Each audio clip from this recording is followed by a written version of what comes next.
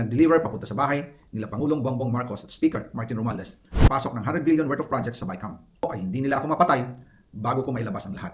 Ako lang ang utos sa akin. Pero ngayon, handa na akong harapin ang lahat. Pero bago kayo humusga, hayaan ninyong ipaliwanag ko ang buong katotohanan. Matagal akong hindi nagsalita dahil may direktang utos sa akin. Huwag nang bumalik ng Pilipinas at manahimik na lamang. Umalis ako noong July 19, 2025 para sa aking medical check-up. Nakaplanong bumalik pagkatapos ng SONA ni Pangulo.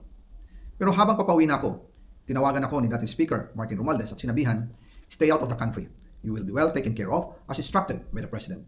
Noon naniniwala pa ako sa kanila, kaya't hindi ako bumalik. Tumikom ang aking bibig, sumunod ako, pero ang hindi ko alam, ang ibig pala nilang sabihin sa aalagaan ka namin ay gagamitin ako bilang panakipbutas sa kanilang kampanya laban sa korupsyon. Ginawa nila akong poster boy ng kanilang sariling kasinungalingan.